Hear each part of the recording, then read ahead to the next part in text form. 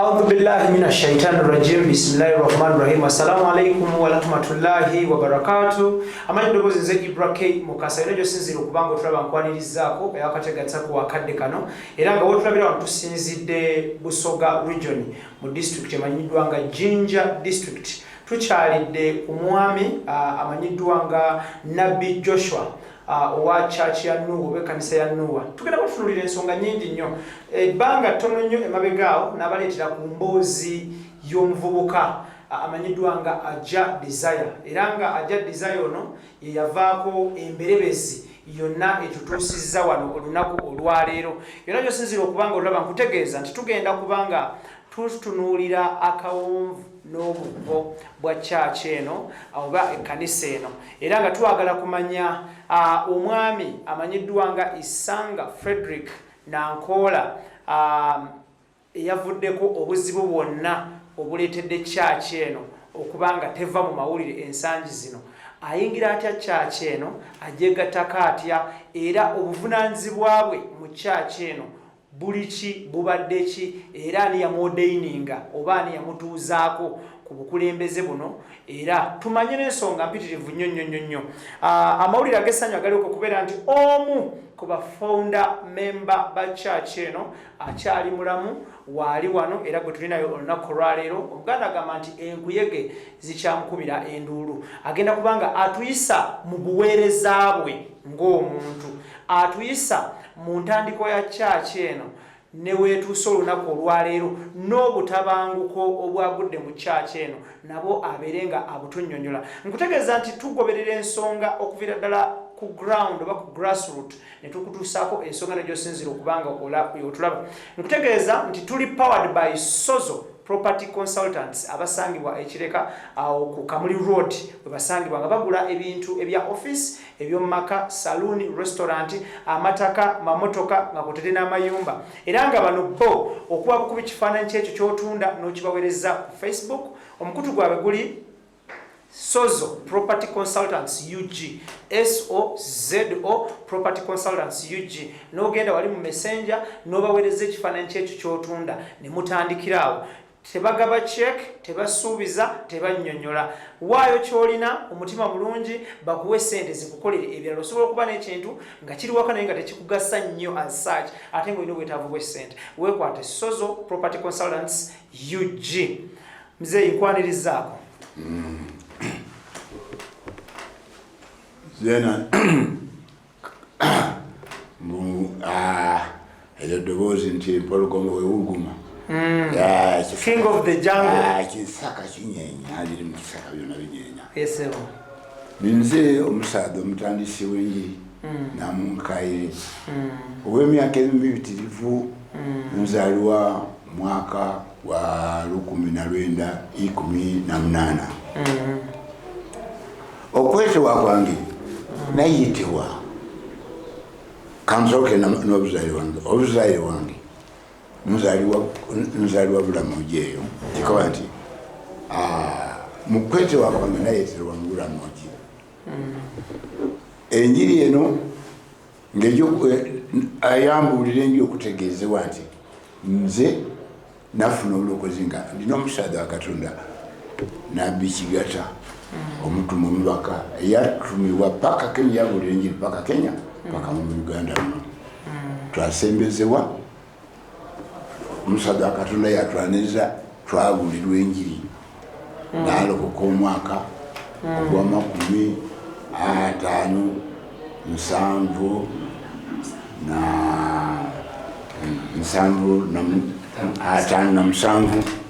57 ndowooza kitegerekeike awo kuvaawo n'atambula n'enjiri n'abuulira abantu bakatonda abatyamanya Katonda omusaadha wa Katonda ono ne yambuulira enjiri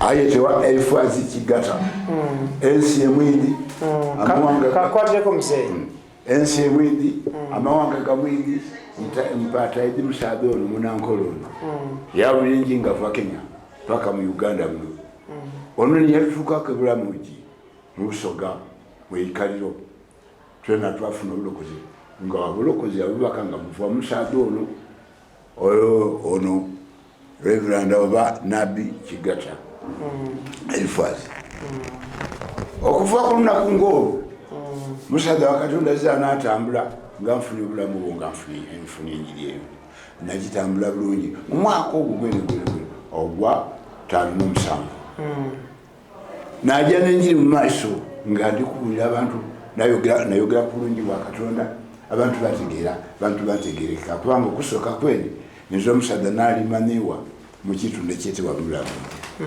nga kali kufuna bulokozi naali omusaada omutamiivu eino ayiga buli muntu nkulira batamiivu n'amaanyi agaboneka ekyo ndogera ekiri mu mandi gange g'obufuuka enjiri eyo inabuuliranga abantu okuna omwenge obulungi wenkyuka okwenda Katonda era nayingizibwa Katonda abantu bangi bangoberera n'atambula nabo najja nga mbuulira kitundu kyakyona gano binasooka nabo ekanisa y'emirebe yaba neeno. Okay, yes, omulungi atulaba tuli ne Muzeeyi Joshua Miklos era nga Nabbi Joshua Miklos ono be ba founder member ba church ya Noah oba joyinza okuyita Universal Apostles Fellowship Church of Righteousness mu ggwanga Uganda. Kino kifaananyi kyali mu kutulaga olwaleero essaawa eno wotulabira wano yeye wakati wano weni mu kuyisa eppeeni wano era nga bano bebamu ku ba members oba abagoberezi oba ba members b'ekkanisa be yatandika nabo. Muzeeyi guno gwali mwaka ki bw'obujjukira? Mwaka ogwo gwali gwa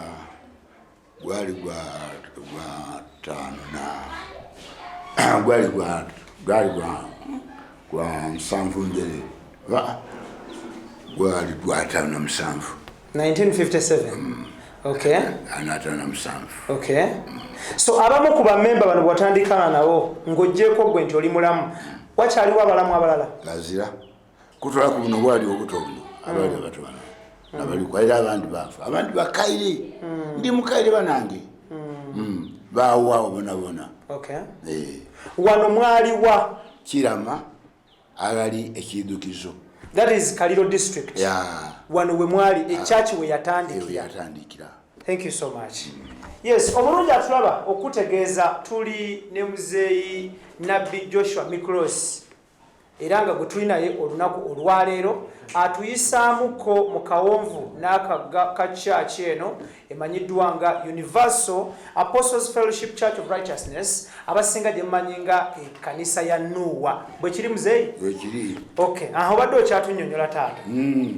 Aboni ate naali omusaada olufumbo ndogera kiri nga nenze ono wano yeggwe era kuliko ebigambo ebigamba Yesu alokola Miklos Mafaabi wano wali mu buvubuka bwo oba ojjukira wano walina emyaka emeka? Awo ndowooza naali nameka etiidiiku awo tudda ku kinoonya bunoonya. Okay, kale no problem. Ono ni mukyala wange. Ono ye mukyala wo? The late Esereda Namugosa. Yeryo Namugosa. Ono yali mukyala wo? Mukyala wange.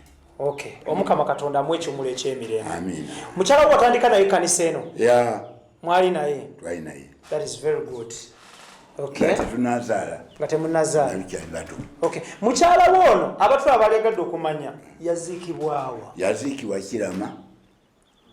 Church wetandikira wennyini? Wennyini awo weyebaka. Okay. N'abantu bange bona bali awo bali nga 7. Okay. Bali awo Kirama. Okay. Kale yongera okutunnyonnyola. Yeah. Kale. Enjiri wejja mu maiso. Mu mwaka ogw'enkaaga n'omulala. 1961. Twasisinkana omusaadde wa Katonda yeetewa Noah Kalange. Nono. Ate nebugana we n'oyo Noah Kalange. Tusisinkanira naye mu njiri ye wansinze busiki nze ndi wabula muye. Twabonanga ddala amaanyi gaffe gagayaga twakwati tuteka okwegayita tuweereze Katonda ekirabo ekikyo n'ekyange tubone nga kizimba kinene kale amaloozi gange nagago getubuulira abantu bawuliriza ekivamu nze ekivamu oli bakakasa nti kyetubuulira kituufu abantu balokoka bangi twajja mu maani twajja mu maiso n'okubuulira enjiri enkaga n'ebiri waayi so waayi n'abeegattako mwavu waayi yatwegaitako twayera abantu batya basatu.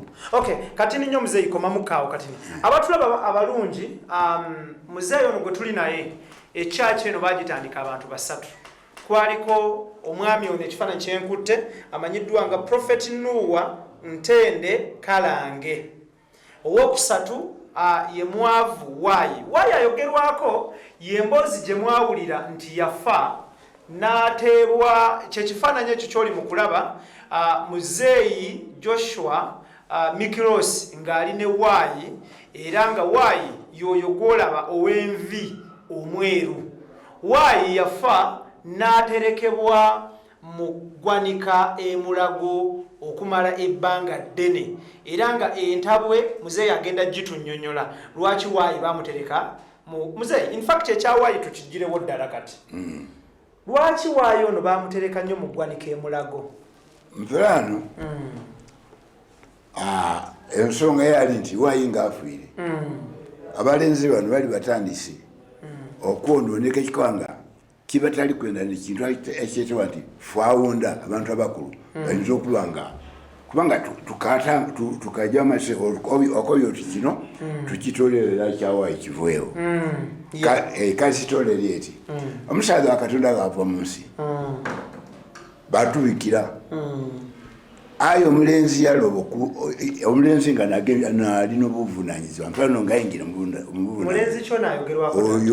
oyo Isanga nga nalina obuvunanyizibwa ayi yakuba nti kubanga omulenzi ono waayi yakuba ti munziikanga ku kyaki kirama gano idinda gano magwa era pulezidenti naidanga aida yanziika yena kyo nekiraamo kye ayo yabulya ebigambo ngaeyo nga waayi afiire tiyamugaga ajja aziikibwawo lwaba olutalo era n'omusango gwatuuka ku Nwala DC ebintu byaba bizibu omulamu nga twabona nga omulamu tikutekwa kubeerawo nga tikugire mumacyole kale yatwaliwe Mulago aya okazi zinganuka bakamaani tayenda muntu ayetwa nti mulokole wa universal ajeyo tayenda nti omuntu ayetwa nti alina oba mukyalo kyamu nga butiki yaziikibwa abalokole bamu yabagaana yabalwera okujja okuziika waayi nga tibayikirizagana ekyo waayi yamala emyezi 4 eyo mumakyale nga bali kuteewanyizibwa senate nga nze ndi mulwaire nga bali kuteewanyizibwa omusaadha tumuziike apaana tumuziike yagaana buli muntu yerera abatakayo butiki babisemba bulungi bwene ababataka yagoba n'abaana bawaayi abaana bawaayi abaliwo waayi n'abaana 7 aye 2 n'abamuziiko babasatu bonabonabona yabaziyiza okujja okuziika waayi n'okweta pulezidenti tikyasooka kale abo waayi yaziikibwa ng'omuntu omunaku omusaadha yali muwulizi w'enjiri eyamanyibwa mu nsi yona yona nga bamweta Serengeta Simba wakati ng'omusaadha gabuulira enjiri ensi enyenyezewa buli muntu yategeera nti ono ni waayi mwavu omusaadha twaba naye twazimba omusingi omunwevu eno ng'abasaadha ng'ensi yetwenda ng'ensi eyenda enjiri eno ife abazeeyi nga tugemye enjiri eno kale omutewana gwaayi gwafanga gutyo nga tulenda oyo Isanga nga tayendera kintu ekyetwa nti muzeeyi aziikiwe wabula aziikiwe yaziikibwa era yaziikibwa tiyaziikwa mu kanisa. Thank you. Omulungi atulaba muzeeyi abadde yagezaako okutulambululira ku nsonga ya munywanyi we bwe baatandika essinzizo lino erya Universal Apostles Fellowship Church of Righteousness mu ggwanga Uganda, era nga batandika ekkanisa eno abantu basatu omuli Nuwa Ntende Kalange prophet, ne mubeeramu ne muzeeyi Nabbi Joshua Mikros Mafaabi gwendi naye leero, ne wabeerawo n'omugenzi Wai Mwavu nayogerwako kwe kwava emberebezi eyali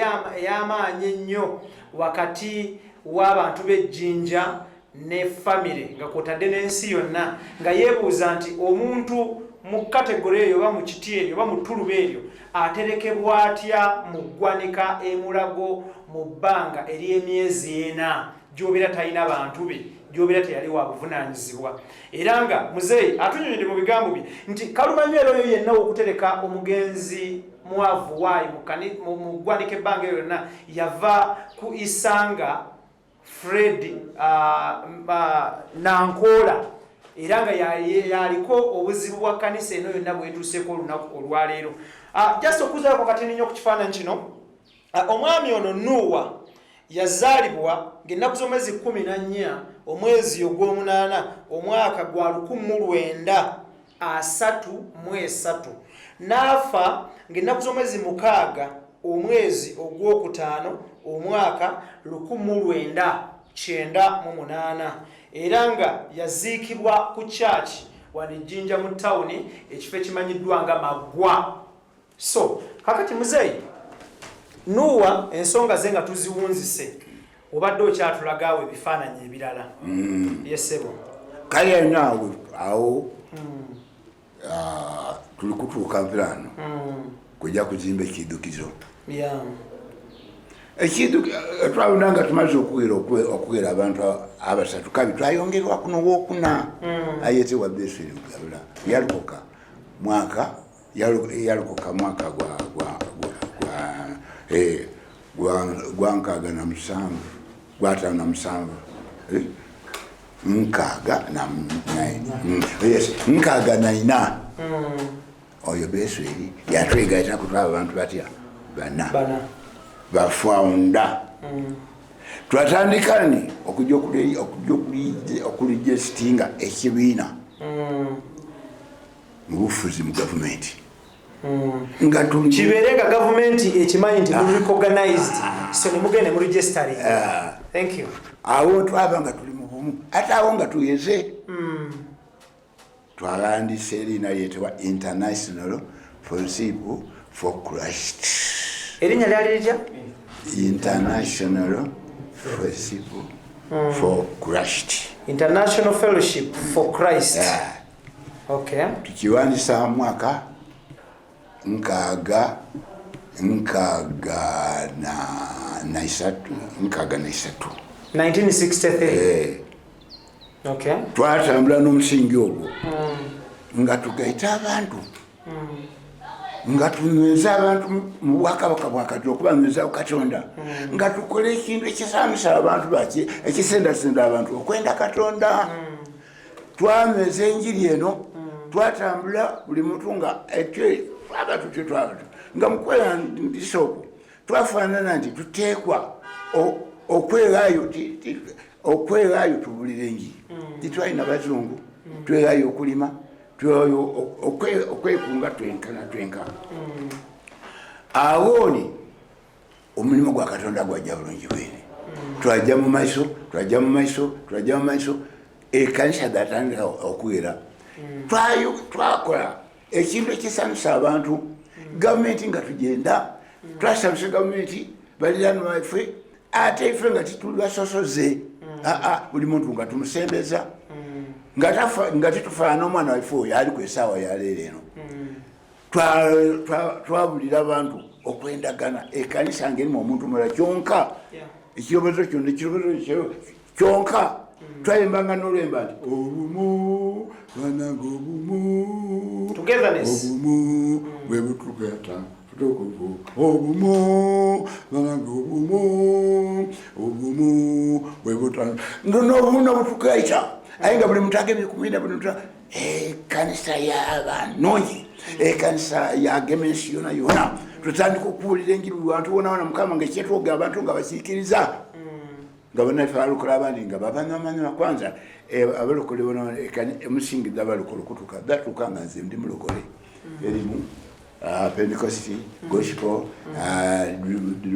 bina byatuuka nga nze ndiwo aye nga babunaife nga betubona enjiri yatandikira okutambula olungi bwene etubanga tukuze tuyeze ino twakwali kubanga leti twalina basomi kubanza awo ku international ono yali director oyo Nuwa yali director nze naba voice we yaba muwanika bese yaba muhandisi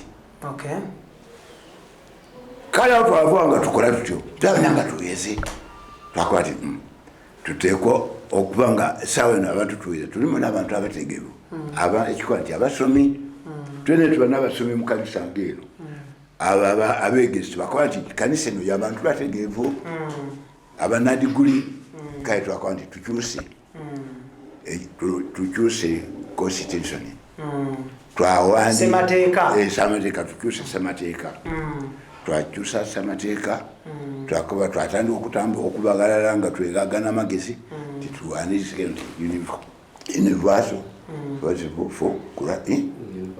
Universal Apostles Fellowship Church for Righteousness. So kitegeeza muzeeyi mu 1963 1963 mwaregisteringa International Fellowship for Christ. Then along the way nga mutambula erinnya ne likyuka ne lifuuka Universal Apostles Fellowship Church for Righteousness.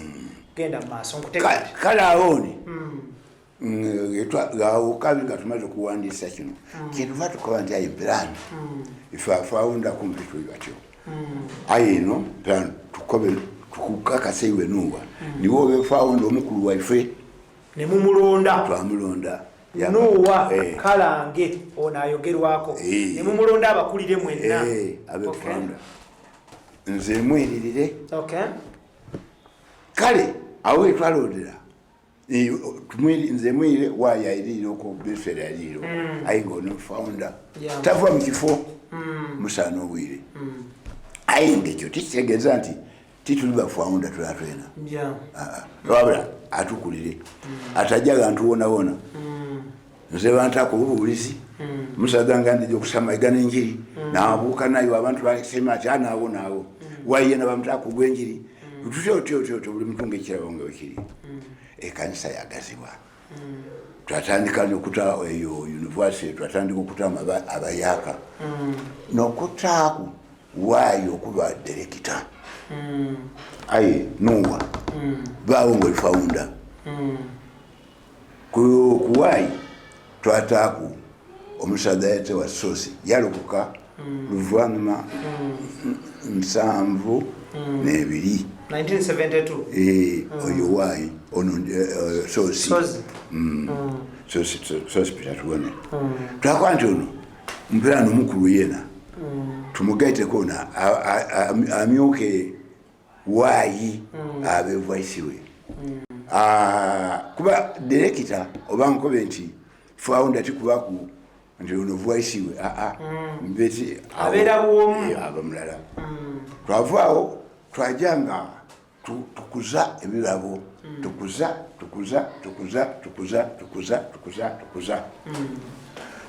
kale twatambula tutyo n'enjiri enungi ekitalo ekanisa zatandika okuwera twatandika okuyingira mu buli bantu nga tuli mu bumu ng'omuntu oyenda mwine ng'omuntu oyagananga enjiri nga neyesaanira yonka okubuulirwa abantu batuwa abaana baabwe abantu batuwa abakazi baabwe nti omukazi kubanga omukazi ngaba mu njiri eno ng'omukazi awulirayo tumulambira kubanga tumukoba nti yagona amaka go gonka titwawukanya omuntu aleeta emitewana tumutyamya tumuwulire tutyo kambako nti nga banamadiini banaife ng'olakwati titinda nga bafiiriibwa akwati ife oyo tabanga afaana ati abamunonefu abamutamivu titwinza kumuziika batweta ife twajja twaziika omuntu oyo kubanga twidde nti oyo n'okujja okuwuliriza abantu bamanye Katonda wafaanafaana atya tujja twaziika omuntu oyo. Abantu balokoka bangi babona nga basiimye enjiri yaffe, babona nga basiimye ekkanisa yaffe, babona nga basiimye eddiini yaffe. Balanga ensi twaganda bantu awo kale gano okusimba ekyavaamu twasimba ekindukizo kino ekirama.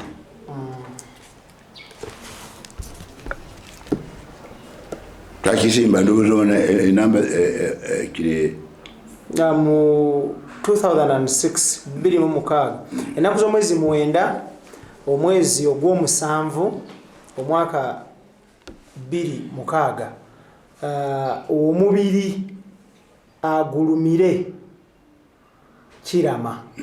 Kakati kuno ekifaananyi anyway kuliko ebigambo ebigamba nti Universal Apostles Fellowship Church of Righteousness, but in abbreviation UAFCR, foundation stone of the indigenous gospel of righteousness laid by Prophet Noah Kalange.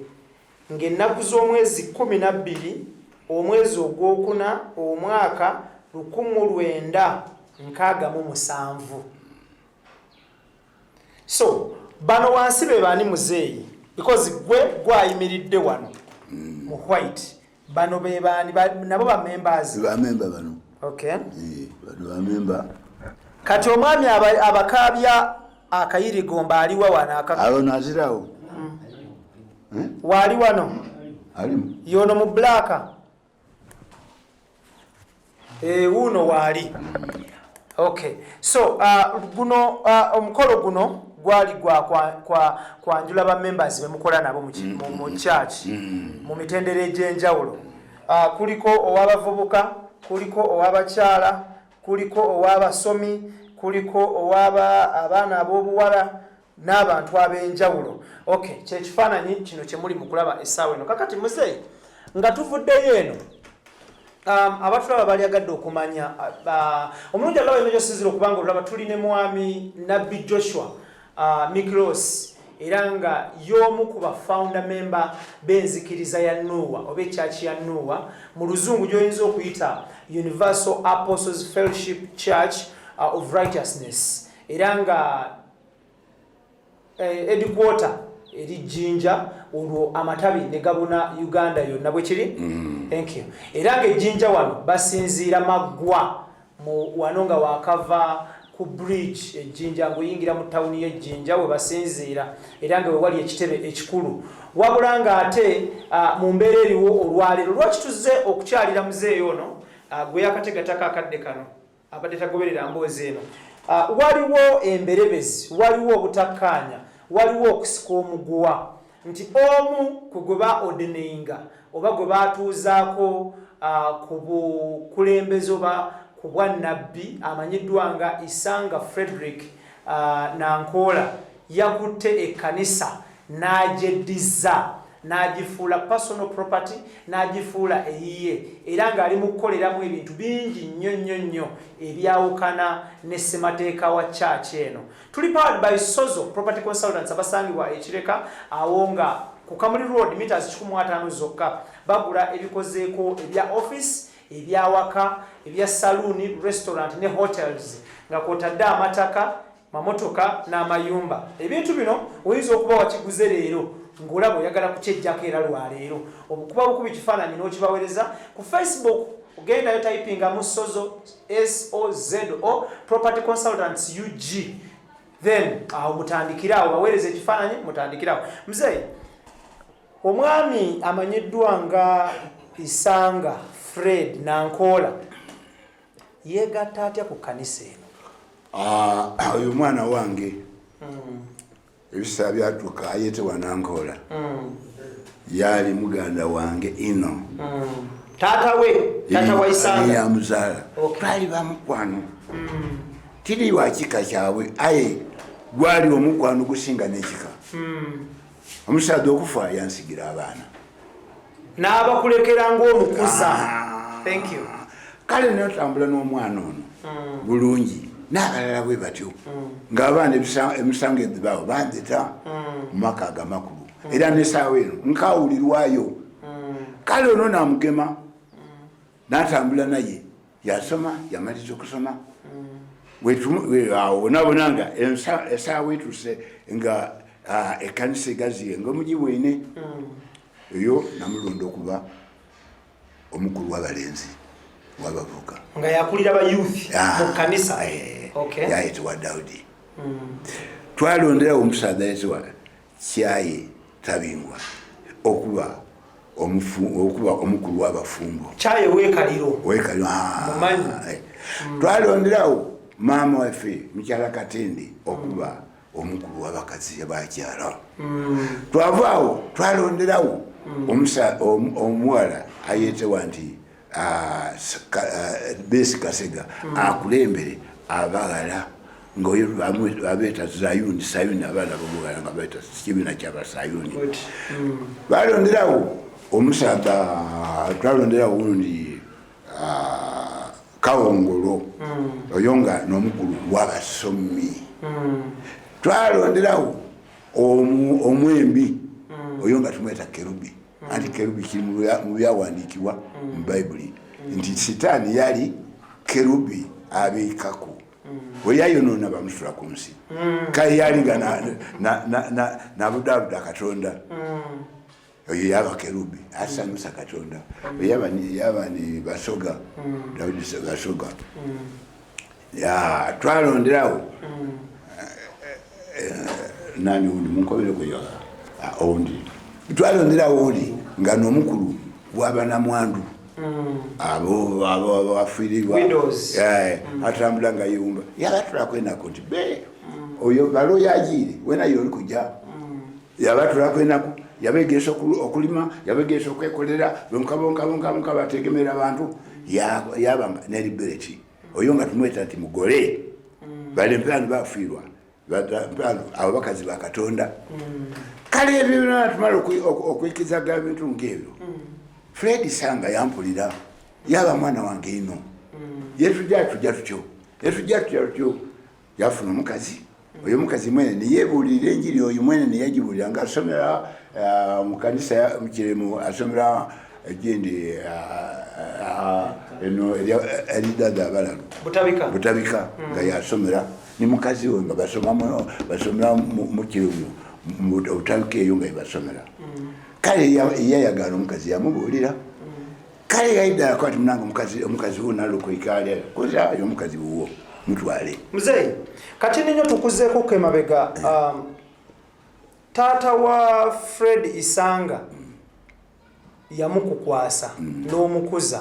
Taata wa Fred Isanga yali asabira mu church eno nedda tiyali mukristaayo wa kanisa eno ayo akwantize yali mukwano gwange ate nze nga ekikwanti ffe nga etulokoka ffe twalokoka titwayita mikwano daffe damunsi dabanefe abeera nteeka okumwegema kumukobera ekintu kinafuna ekyomuwendo ekitali ku mwana wange ono. Kale awo natambula naye ntyo okutusenabonanga omulimu guno mulungi ali kukola bulungi abavuka nga eni nakuba nti ono omwana nasaanire nga wenkuzeemuku nti omwana ono nasaanire okukira mu bigere byange enzeeya yamulonda ninzeemu eni namulonda okumanya nti omwana ono ayinza okutwala omulimu gwa Katonda. Thank you. Abatulaba balungi tuli ne Nabbi Joshua Mikilos Mafabi founder member w'enzikiriza ya Nuwa mu lufutifuti mu luzungu gyoyinza okuyita aba Universal Apostles Fellowship Church of Righteousness nga basinziira Jinja ne balyoka babona Uganda ebitundu ebiriranyeewo. Ensonga lwaki tuli nayo olunaku olwaleero atwagala kudiginga down to know church ene jetya mu Uganda era akunnyonnyodde batandika batya obuweereza bwabwe era n'obukulembeze obuzze bubeerawo butya. Wabula ng'ekiri mu mawulire ennaku zino olaba social media okuvira ddala omwaka oguwedde ye musumba amanyiddwa nga Isanga Fred Nankola obutambi obw'enjawulo buzze busaasaana ng'akuba abaana abato abantu abakulu abavubuka abakyala abakadde ng'abakuba oba ng'abawewenyula emiggo emiyitirivu emigobante nga bw'onaagamba nti akuba ng'akuba omubbi.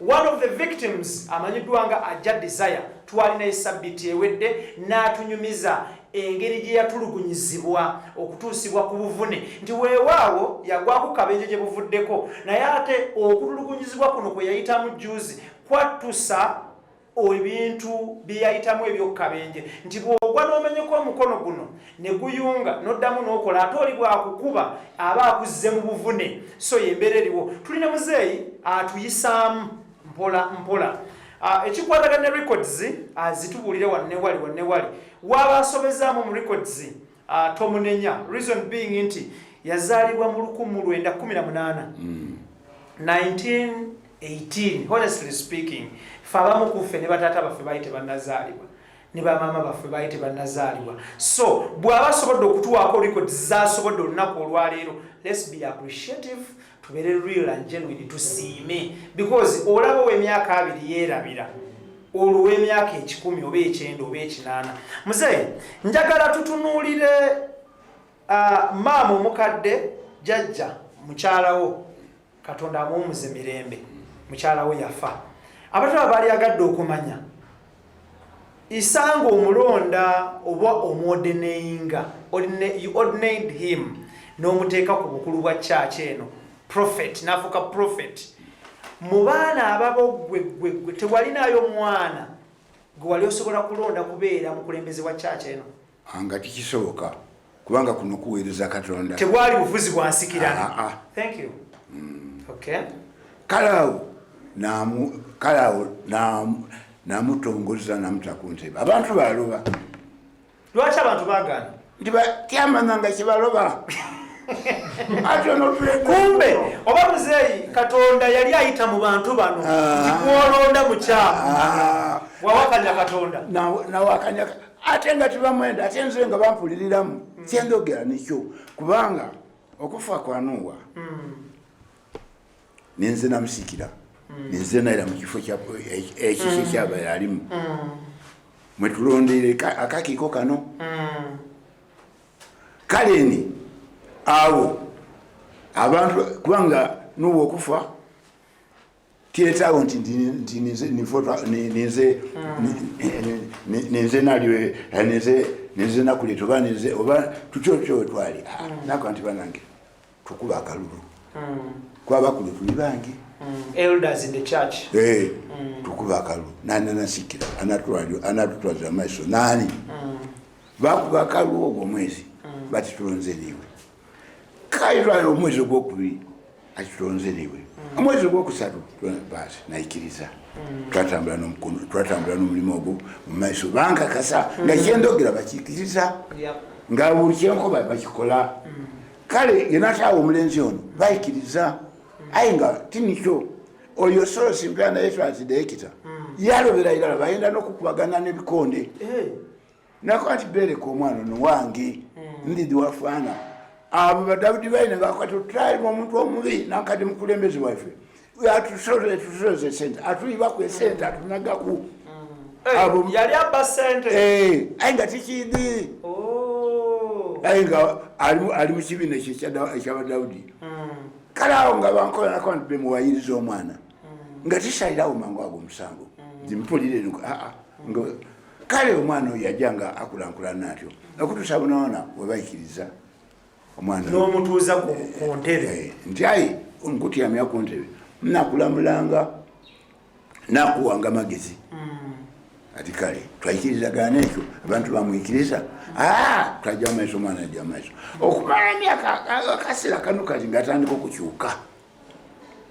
Okay, kakati omwami ono Isanga Fred Nankola abantu church yasooka nekuwakanya gwomutuuza ku ntebe nekuwakanya oluvannyuma ne bakukkiriza kubanga baali bakukkiririzaamu nga elder nga founder n'omuteeka ku bukulembeze atandika atya okukyuka naawe ndi awo mbeera noyendi okay nga kyokka amakulu nti kiyayenda okukola ni kino abantu ngaidi nti ganajja mu maiso nga nzaligalala ninze abantu bedda ku nkooko bakwedde bakwati Owen watamu ekintu ekizibu ky'amaanyi kiyasookera kutola abantu bonabona kubeizaaku yakwati muzeeyi nikukola olukungano ayi lwange bityo yajja ati nga ayingizaamu abantu yakolanga enkungana nga bwetakukiriza zigenda yenga ati nzatumye nze ndowooza mutuma mudowooza musoma mutaani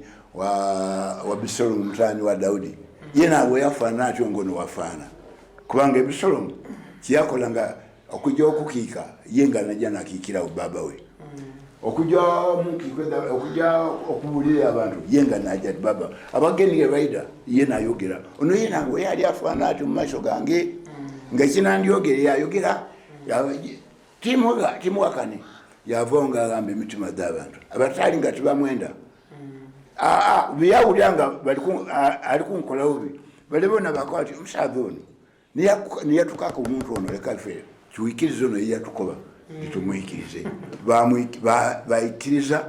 bamwikiriza bulungi bwene nga kyebankobaku kibakwati abakwati muzeeyi mu byafaana nti niyamwenda mwene niyamwenda niyamutuwa nga bamweyungamu ng'omwana atandika okulaluka omwana ngatandika okunkyawa omwana ngatandika okuziiza abantu abaida yendi ati oyo muzimu yasooka kukola nti yafa yakubikako nagamba nti wafa ab'Omwamerika banange Omwamerika bakwati muzeeyi mbw afiire ddaada ati awe ati uno balamuseeko ati Facebook awonete muzeeyi afiire emirundi ng'ena yajja mukungana ati oladululuka ndeke tasobola nakwogera wajja abantu akwati olisafa nakukitanda abantu yakusobola ngu abantu yatandika nokukola ebintu by'omuzizo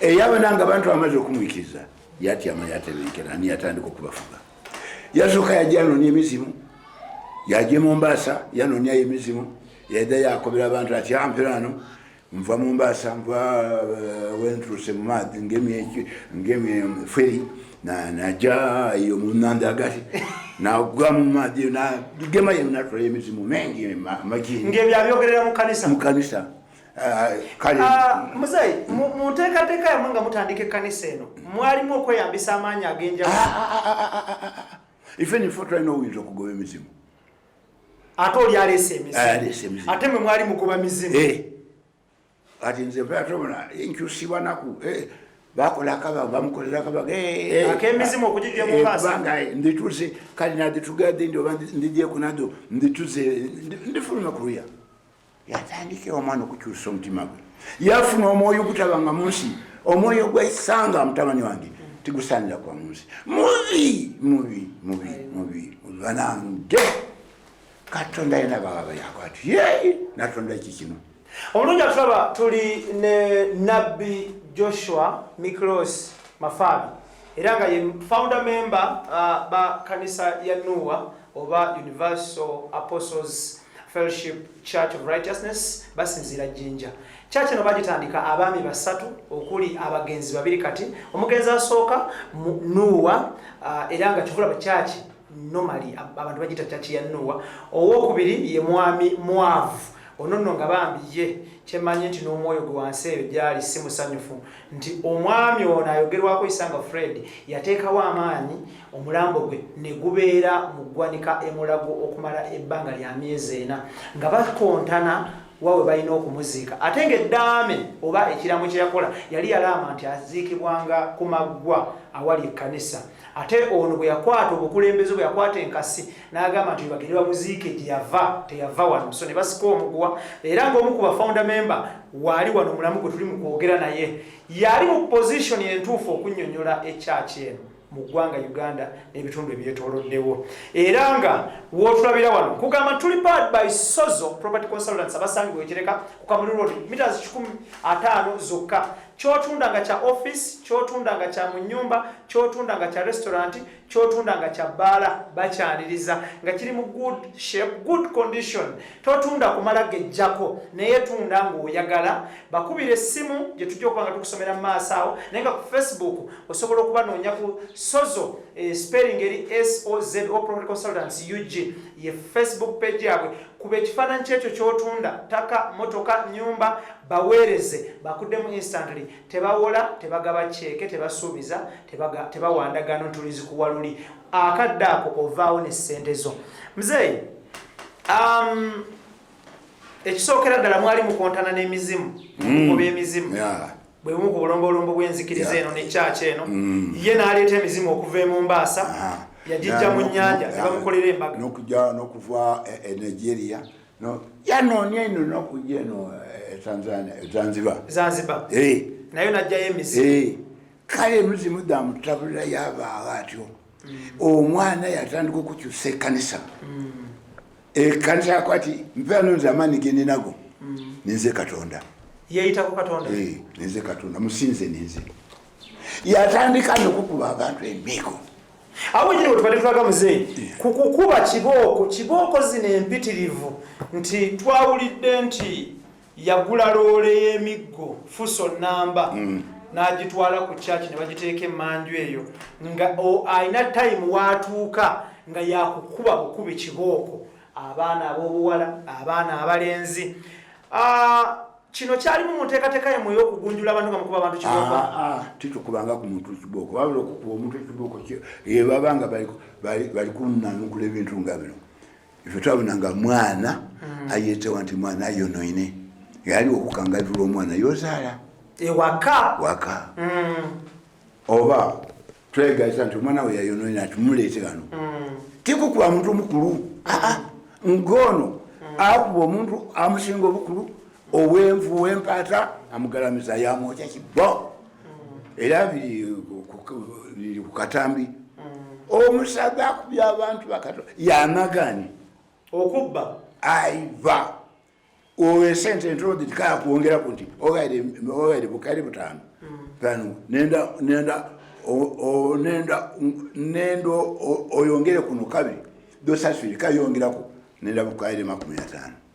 Omusada tafunanga kumutwaleta akakaira akalamba ayamukobi amusaire mitwale bukaire 10. So esente ze abasalira zaki yetu manako yetu yedeja abantu badi kangukoye nti imbabambuliriza era abanawulira ku maloboozi gange byendogera ndi muntu mukulu ntayinza kuwairiza mwana wange nze ndogera ekiriwo n'essaawa ya leero ede sente yadikunganya olwisha yedalabya ate yagula nebika nti yazakyagasiza kanisa ekanisa liri 2022 zinazimba nga nazimba kanisa 2022 across Uganda. Uganda yona ayo mukanisa ezo eza kanisa yali yazimbyeko nayo niyo bitindala muri jimu yetazimbiyo kanisa ne oba okuyamba kanisa obanga ngeyononeke eyononekebwe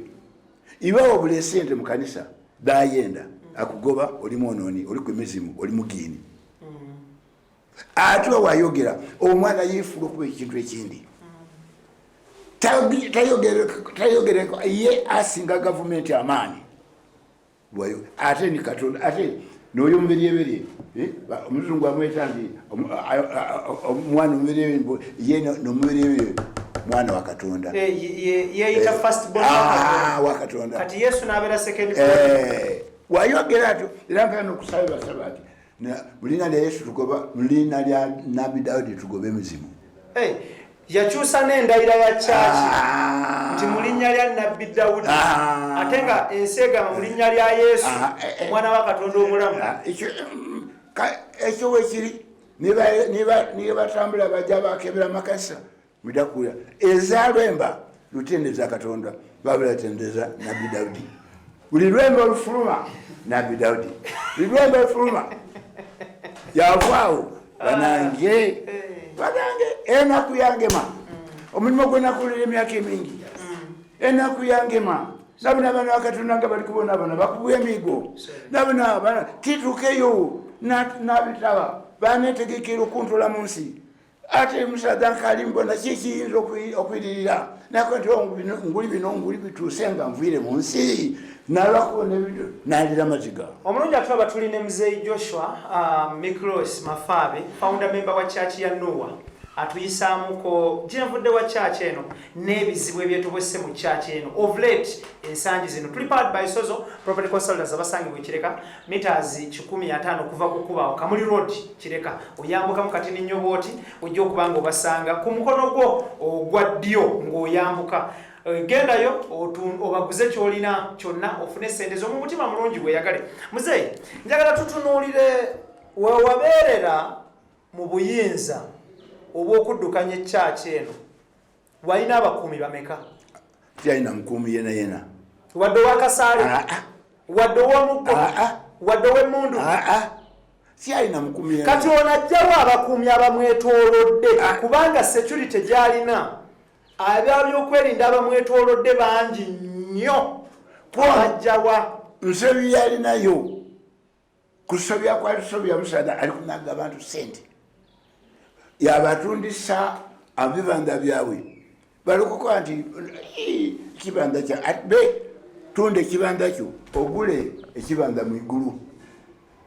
Akugamba tunda ku nsi ofune ploti mu ggulu ez'omuggulu azitunda mmeka? Anti bamubuuza abandi abazira b'amaanyi nti ye mu ggulu batunda bate ploti. Sozo Property Consultants nga basangibwa Kirekaawo era nga bano bakafulu mu kugula ebikozeeko nga biri mu good condition. Bakugamba nti leeta kyolina bakuwe essente. Banoonya ku Facebook ng'oteekamu SOZO Property Consultants UG okuba ekifaananyi kyekyo ky'otunda ekya restaurant, ekyewaka, ekya saluuni, ekya ofiisi, ettaka, nyumba, motoka, bekifaananyi kibaweereze ku Facebook. Tulina Muzeeyi atuyisaayisa mwana byannako naye bisesa ploti y'omuggulu ye yagirabako akoba nti ye yayogera ne Katonda ate yawakanya Katonda ate ayagala balayire mu linnya lye ate yagamba ploti ziri mu ggulu. Obatiddewo yazimba eyiye ziranka ali kukitegeera ekyongo epolota ye obanga neyasoka oba neri ekibuga oba neri tikibizeena aye akoba abantu nti tunde enumba eno enumba yeri mu igulu tunde ekibanda kino ogula ekibanda mu igulu. Ebyo yalimba abantu ebyo yalimba omwana w'omuntu yayavuwala kuba omulenzi oyo omwana yafuna ku sente yajja sente dafuna edindi kugula bibanda nakaseke yagula kumpi mailo 5 dizebom yagula kalakita alina motoka ezisika 45. Muzeeyi abantu abaliagadde okumanya omwami ono amaanyi ag'enjawulo gana ga influencinga church yonna okubeera nga ne accountability tekyalabikako tagambwako gavaawa ati nabyo byajja mu nanda yesabika ebintu ng'ebyo kale yesabika ebintu ng'ebyo bimuweereza. Mu church temwasigalamu bantu bayinza kubalirira na kulondoola mbalirira ya church na sente za church. Mpano babalirira sente abasigamu babalirira dede tida kanisa. Tida kanisa bya kanisa yabivwako bwabula musoze sente mumpenzi. Mu bintu byakola olunaku olwaleero kikyasigadde akola nga kyali mu doctrine za church nga kyali ku mugendo gwa church nga tavudde ku mulamwa mu byakola awo wazira kubanga niwolingira ezira kijja mu maiso bwalwa okwoyiza ekanisa diri kugwa ekanisa emuwa abantu azamutewaana atandisa n'okutunda nawulira nti ekanisa ekingi nkali kukyekakasa nga yagiguza Abanigeria ey'ekiyindi nani akamaliza okuzimba ekikulu nti kyayenda eri awo ng'ojja okuyingira nungi eno eri awo okumukono guno bwegwanguba ye kyayenda mu bulamu bwe musinza ate mpera okumusinza otuuka wali gwabugwe wefundiko toyogera kyakukoba kyoyogera tweramu. Muzeeyi abantu abatulaba Muzeeyi akozesa olulimi Lusoga but Olusoga is a Bantu speaking language ebigambo bitegerekeka very well. Abantu abatubona bano balenza okutegeera wasembayo oli okwogera n'isanga Gabise emyaka nga 5. Bwe mwasembayo okwogera n'esanga mwayogera bigambo kyera mwali mwogera ku ki? Kumuwakanya ati mwana wange wogemya ogabi. Yakwira mu yakoba ati oli muzimu oli gini yabuli abantu nti oyo mugini. Ebyo yali abikugambira ku simu oba mwali mwenna? Mpano butereevu awo yatandikira okuyingizamu abantu nze ndi muzimu ndi gini mutamuwuliriza oyo mutajja yali ampuliriza oyo bamugoba mu kanisa lwaki owuliriza omuzimu. Thank you. Abantu abali tubonesa bino balinza okutegeera bino bwe bidde nga bibaawo watekinga initiative ki okwekubirira enduulu mu gavumenti oba mu bamateeka aba basinga ku imwe? Mukwano gwange kyali ekyo kizibu ino twatandika n'ensonga efanzi kubanga abaana okutandika okukuba abantu yasooka kugoba abaana mu maka gaabwe bakwagala n'omwana nga tayikirizagana naye oyo mugobe oba omukazi tayikirizagana naye mukazi bamutoole bakuwa omwana obakuwa omukazi owundi. Ebyo ebintu ebyo abaana beekubirira enduulu abagobye maka gaabwe abandi bafuuka abantu oti ni bano bakolomoojo ku nsiko kale abaana beekubira enduulu. Embuga twajja embuga zena bandeta okujja okusayininga nti omulenzi oyo byakola biti nti we kiri awo ku poliisi tibyatambula. Lwaki emisango egiwaabwa ku poliisi ku isanga fayiro zibula? Ebyo tibyangunze mbitegeere. Ebyo tibyangunze mbitegeere. Ola byentegeera nti batwalire omusango ku poliisi kyonka. Abatulaba balegadde okumanya ebimu era ku byemulugunyizibwa mu kanisa gye watandika gwe mulimu obwenzi bungi nnyo, mulimu abaana ab'obuwala okuganzibwa abasajja, mulimu abafumbo obufumbo okufiira mu kanisa omwo nga bali babadde bafumbo ne batuuka obufumbo ne bufa. Ebintu bino kanisa evumirira ebikolwa by'abantu okwetaba mu bikolwa eby'abantu abakulu nga tebannafumbirwa nga nga bakyali bato. Evumirira ebikolwa ebyo.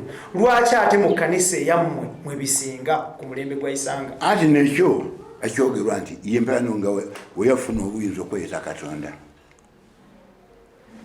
ye kyakola nekyo kiboneka tayiribwamu tawakanyizibwa. Ekyokubonaku ni kino bamwetako embuga yaja yakwati nafuka gavumenti ya President Museveni nti yagifuga nagifuga tajja eza bamutwala mu makage nibamutwala mu office.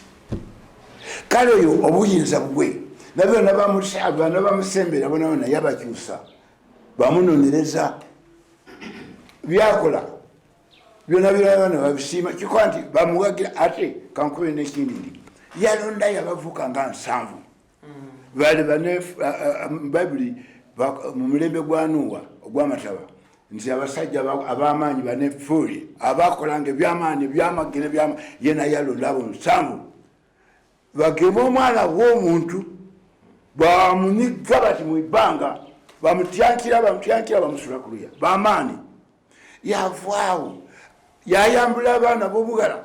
Omwana w'obugala yatambula bukume ng'aze akantu mu kyajaawo mulubi ayigamene naawo asazeeko nze Katonda waimwe nze mbalagire iri ku katambi baavaawo bagemula lwaba lunaku lwakugemula kyokka mu kanisa nga batulaga kwatuzikiriza tukoba nti basuze bakubawo ebigambo ebinene noyakula ati noyakula omukazi yafa yayogera kyona biri ku lutambi emwenda byogera okwaye babitwala ku radio bati bino byonona nze okutwononera omulimu biri mu luwaino buli muntu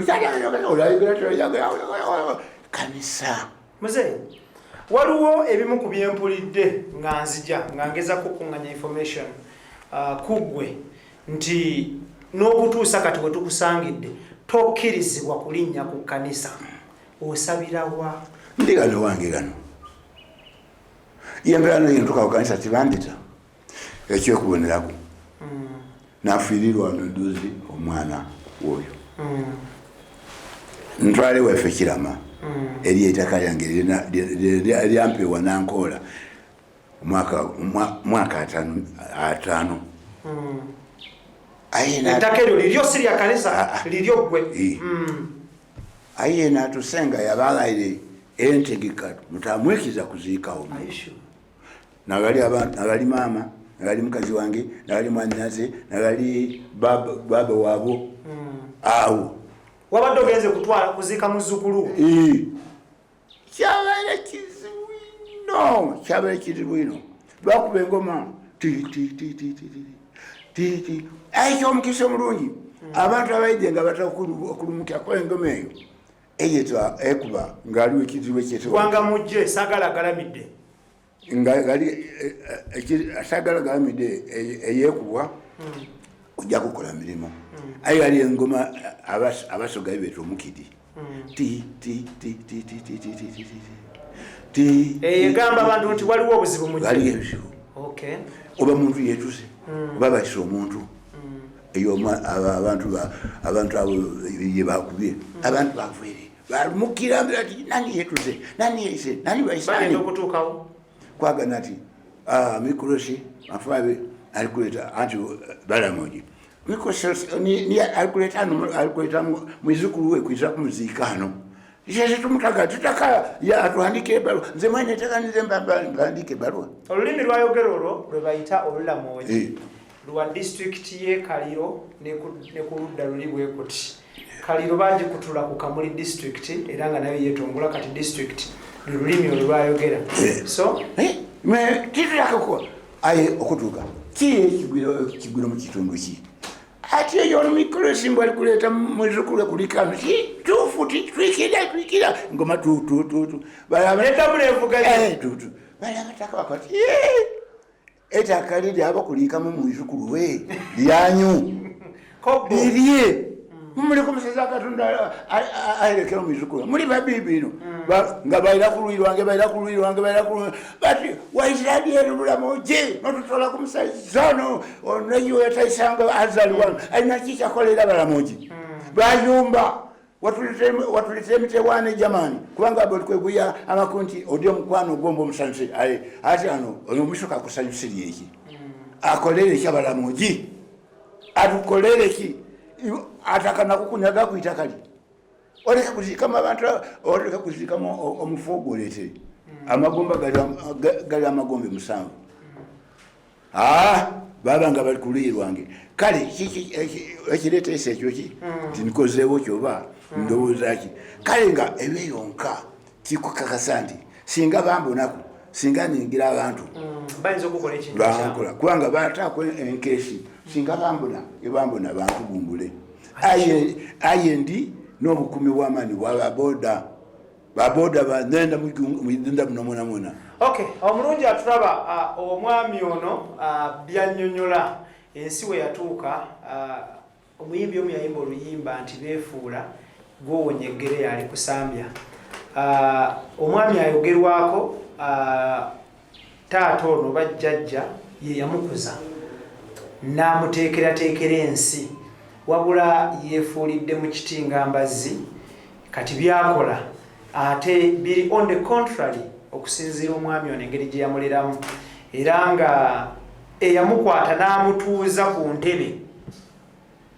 olwaleero ate tayagala alinnye ku kyaki era amaze ebbanga ddene ng'amubika enfunda ez'enjawulo nti yafa amuyita omuzimu n'ebintu ebigwa mu kkowerero omwami gwayogerako ayina waliwo n'akatambi personally ke nalabako ng'agamba nti ono mufu tategeera mulalu bwebi tebigwa mu kkowerero bati bw'owuliririza emboozi y'ono omwami kitegeeza oli ye mulalu kubanga bw'owulira omuntu asobola okwotinga emyaka gino ng'ajja agikwotinga ne events engeri gye zize zanfoldinga you get to know nti you're speaking to a normal person omuntu omulamu ategeera ebiri ku nsi era nga kawefube w'abavubuka ensangi zino okuddibya abakadde n'okubafeebya ayitiridde nnyo. Tali kwono yekka, naye nammwe mu famire zammwe waliwo abantu be mwagala to eliminate either forcefully oba technically. Tandika okugamba oyo temwebuuzaako, oyo mumuleke temwebuuzaako takyategeera. So kiyitiridde nnyo omulembe gwaffe guno. Muzeeyi, bwe bukeera ku makya omuntu n'abuuza nti embeera eriwo eno etuuse mu kkanisa yammwe ne mu nsi, Katonda munyiivu, nti mwava ku mulamwa, okiddamu otya? Nkikola nti ekyo nekyo abaana batuusa ekkanisa okugitwala ku mulamwa oyo muvuka oyo. Zina kinavu anangirira n'alangira nakoba nti isanga iwe ninze Katonda yatuma nakufukako amafuta waba mukulembeze w'ekkanisa. Ekkanisa ekulemye oli kuyita bantu ozira mulimu gw'okolere Katonda ate mwene weefuire Katonda. Kale kusinza ngweyo Katonda mwene yantuma oyo yoyize mu bigere ekikola nti iwekabi weefuire Katonda. Kale Katonda yantuma ngufukeko amafuta nantumye okukutula ku bukulembeze. Tokali mukulembeze universal oba bakutendereza ekkanisa njeriza ndikufuba okuyingira ndikufuba ekyo ndikukyeka akasa nti oyo obwakabaka bwa Katonda bumuyuzike nga Samuel wayogera. Samuel wayogera ng'ayogera ku Sawulo. Sawulo bamutuma okujja okukola emirimu edindi. Sawulo yatuuka okukola emirimu edindi yaniriza Katonda. Samuel nabbi okutuukayo yamufukako amafuta. Yakwata ekiŋŋonga emmandu yendikuwulira ki ati ebintu ebyo nanagire Katonda abagala balungi aba ente enungi yakwati Katonda yonagira iwe yakati olowooza nti okugonda obukakanuvu tobonanga nti okugonda kulinga amasavu ag'entaama emandwa ate obukakanavu bufaananga omuntu asinza amalubale. Kale ojemedde Katonda ne Katonda yakujeme akutole mu bufuzi bwa akutole mu bukulembeze oyuzibwa musazibwamu. Muzeeyi, mwadis owninze Isanga Fred era mulaga nti takyali mu kkanisa eno naye it is kati bigambo but ekintu kino kigenda kuteebwa kitya mu nkola nti afulume church nga tagifulumye mu bigambo naye agifulume physically agenda givaamu atya. Awo Katonda yetu kusaba kikole mukikwasiza Katonda. Lwaki tokikwasa gavumenti eya wakati yona nga wefaana kubanga kiwandiiko kinaandika nga ndi kumutula ku bukulembeze nga nze mbweriza Katonda eyantuma nkukole nti nkufukeko amafuta era nantumye nkutwole obukulembeze nalandikira ne gavumenti ebaluwa yajja. Kale awo gavumenti yakuddamu kali kundiramu bintu ebyo waliwo ettaka eryogerwako liriyiika 8 eryaguzibwa kyaki yammwe nga eyalitunda baali bamuyita Kananula. Ettaka lino limanyiko yino nize naligula yiika 8 nazimba mu isomero nazimba mu kaisa nazimba mu isomero nga ni mukwano gwange nabinu wange aliwo twakola mututyo nga kanisa eitaka twaligula ekikola nti tukolere ku emirimu d'ekkanisa era emiti dasimbibwako buli kimu kyona kyakolebwako eyo yalitunda kumpi kubanga esente detulikuwulira detukalikwekakasa ezamuntu alinunula kanisa eyo eitaka eyo atalinunula yalisinga mu banka otunulamu temulina sente zinza dijjayo kubanga yamala ese buli afuna ati ebiwandiiko by'ettaka lino mpano nti weyagamba namulekera buli kimu kyakyona yagema ebyapa yagema buli kimu kyona nze nzira akantu kona kabawo nti buli kimu kyona kyetawa nti kyabuvunanyizibwa ku kanisa kirinaye. Emmotoka costers ezisoba mu 50 ani azivunanyizibwako? Ni mwene oyo eyo nzira y'eddoboozi yansiba busibe nti kyekola nti tayenda mboneke mu bantu ekyo takyendera yala. Tutunuulire bank accounts ez'enjawulo tewaliko signatory ku account zino. Nakoma yankomya omuntu gakuwulira nti oli mufu yena aba n'ekintu ng'ekyokuba nti ataako ku banka ekintu ekindi buli kimu kyakyo yekyereza okusooka nti yeereza nti ni Katonda. Era omuntu ng'asaba nti Nabbi Daudi ate ng'otuuse maaso ge gwavuga oti wefundika oti tesitula mutwe yamala ku bantu okusinza, yamala ku bantu emirembe gy'okusinza ezirasinza Katonda nga nkobera abampuliriza. Omuntu ajja n'ebintu bibiri, ajja yeraliikira okukubwa, ajja yeraliikire okuvumwa, yasiga obukyayi. Oyo atamwenda waya naye bakugobe mu kanisa tajja kugoba. Oyo ayogera obubi nti onooniisanga tomwese nabbi, oyo amugobe mu kanisa era akugoberera yena bamugoba mu kanisa. Omwana byakoze kanisa banange Katonda nabidde. Muzeyi, ekisemberayo ddala akatalekeka singa bukeera ku makya mutabani wo Isanga Fred Nankola n'akwetondera osobola omusonyiwa? Musoniga lwaki musoniga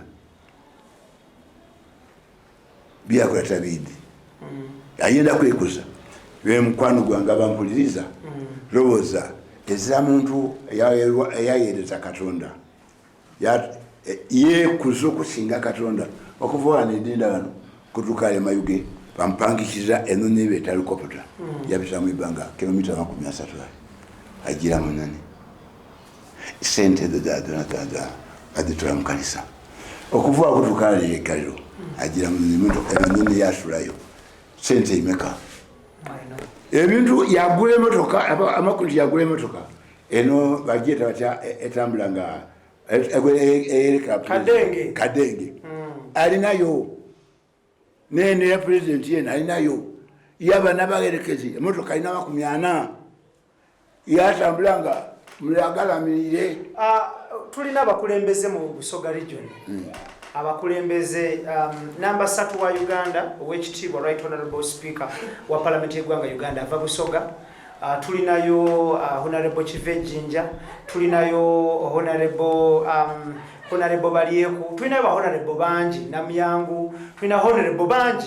Lwaki toyise mba Honorable bano ne bakutakiriza ku mbeera eno? Mvano kandogere ku Namuyangu yagema Namuyangu kwaye omwana wange yamwingizamu ebintu kaita kuingizamu ebintu basi yamwingizamu ebintu ebibi bamuwulirizaye gali ekintu ekikola nti awulire Namuyangu tiyamutwala mu bantu abakulu yakulembera yabakulembeza yamutwala mu bantu abakulu benta yatuukirize oyo kale oyo omubikizaamu ekigambo ekiyinza okutaasa ekkanisa. Lwaki tonoonya speaker? Lwaki tonoonya ba honorable abalala? Tulina oyo speaker azakyatayidde azakyatayidde n'olwaleero luno bakazi bano bagire yaali ne beekubirira enduulu. Okay, tetugenda kubanga tusukkawo wano. Nze njala kwebaza obudde bwo, nsaba otuweeyo essaala nga tuwunzika programu eno, but nga tonatuwa essaala njala kujjukiza abantu nti tusinzidde ejjinja olunaku olwaleero. Tukyalidde jjajja waffe omulungi, taata omulungi, omwami Nabbi Joshua Mikros Mafaabi, omu ku bafounder member b'enzikiriza ya Nuubu oba church ya Universal Apostles Fellowship Church of Rightness ejjinja.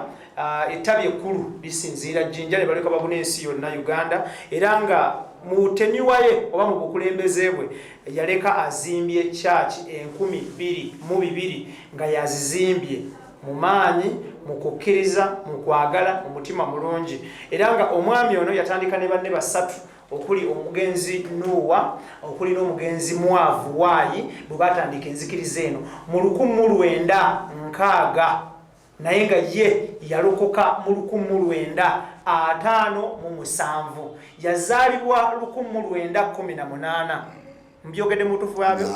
Thank you. So tubalina Idris Lukwago, Tony Senabulya, Daniel Mugoya ne Kizza Clement ye timu gye tutambudde nayo olunaku olwaleero nga kwotadde ne muganda wange amanyiddwa nga Michael era naye waali okulanga mu kimu kitambula bulungi.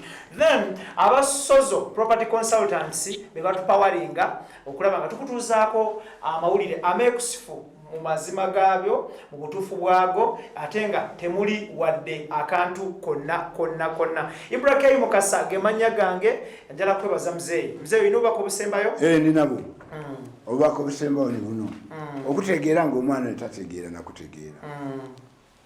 Iye mu myaka gye mitono kumbe wa myaka 4 yatole ebifaananyi byange ng'ekyo tabiyenda mu maka g'abakrisitaayo.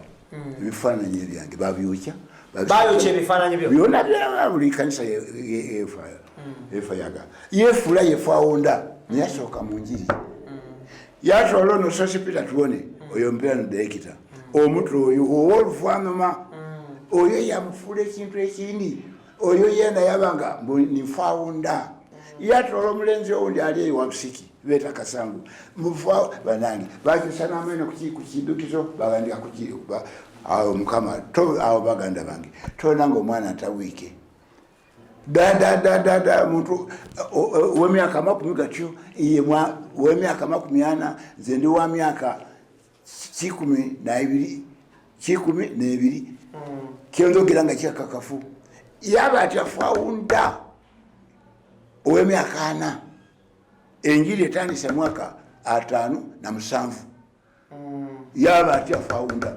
mumpulirize imabani ali kumpuliriza awo bene mwesemu mubone ng'obulimba bw'omwana oli ebyanyu mwingirwamu bibi byere era tayinza nakubuuliza muntu kyayabanga mukobiri kale ze nanga ndogera nti banange bino byendogera mazima mukale bwange mukulu bwange muweereza wange mazima era abampuliriza mumanye nti banange oyinza okuzaala ensolo wazaala omuntu mze nazaala nsolo kyazaala muntu kumpi yali muntu ayinga kumpi anfuuke okuba ensolo kale nokwanti nga bityo mutwereko byabo mutwereko obunanya tuwe esaala esembayo zambebaza banange okwidde okontola akamawulire gano kubanga ati amanyanga nzira ndifulumako kuluya omwana yansibira kuluya yansibira munumba muno enumba eno yona yali agitunda yali akutundira mu nyumba yali agitunza enumba eno buli bantu bonna nzira yantola buli kimu ekintu nti kyange abandisa batonotono bati obugayiga bonabona yabeeriza emotoka zange yadeeriza gali enumba yali eyange nti baali bagisinzira mu banka oyo soosi eyo enumba bagyeriza nti mwenafunanga kasente nembani neri awo egangawo nakwata byensi netyamira bantu katonda alindi ekitaka kale banange byendogiranga namazima nayogera nayita abaana bange bampuliriza ate yalobera abantu tayenda etv mpirano abakusitayo bawulirize ku tv babone tv oba mawulire tayenderera ekyo yakiyeze buli bantu mutawulira tv mutawulira mawulire. Thank you. Tetugenda kubanga tusukawo wano nkubiriza abantu omulanga nti teri muntu ayinza kugamba nti toddamu okuwuliriza tv oba kulaba tv wakuwuliriza radio. Tubeere bamazima mu mulembe guno gwensi eri mu kukula n'embeera gye tulimu ey'okwagala okumanya ensi gyeraga n'ebiriwo abeera mukulembeze kikaaki akukubira omulanga nti toddamu kulaba tv oba okuwuliriza radio kitegeeza alina ebyambyone byakola ate nga biyita ku mikutu gino ate gwe kojja okulabukira oba ensangi zino ekigambo kye bakozesa okubuuka. So Ibrahim Mukasa gemanya gange njala kubaza tiimu gye ntambule nayo yonna mbaagaliza olunaku olulungi mbaagaliza akadde akalungi. Assalamu alaikum wa rahmatullahi wa barakatuh. Mubeere bulungi mweraba mzeeyi webale nnyo obuddemu zamba siibuza erinnya lya Katonda libakulembere Katonda wa Ibrahim wa Isaka wa Yakobo abawa obulamu obulungi mukola emirimu nga mukolera mazima mukama abakume Katonda wa Ibrahim Katonda wa Isaka Katonda wa Yakobo Katonda w'emirembe Katonda w'obutuukirivu agana byonna byabaawo Katonda wange baba kyotaganye mukama tikibaawo katonda bino byetuli kwogera mukama tubonanga mukama muzira nsobi kubanga twogera kyetubona era mukama kyetwabona baba bewulira mukama abantu bawuliriza bino ebigambo bino byembogeire babite mu matu bategeere nti omwana ono mulimba omwana yava ku nsonga yonona taidi katonda yatali mumana nsabira bananga abantu eriko amawulire amalobozi okuweereza ensi yonna bagawulize mbasabira omukisa batambule bulungi batuuke bulungi bakola emirimu giboneka era emirimu gibakola muka digomera abantu abadibona emirimu gibanakolanga dibonebwa abantu bazisiime ate babasiime ate babongere ate bongerwemu mbasabire mu linnya lya Yesu Kristo omulokozi waffe. Amen. Mubere bulungi muweraba.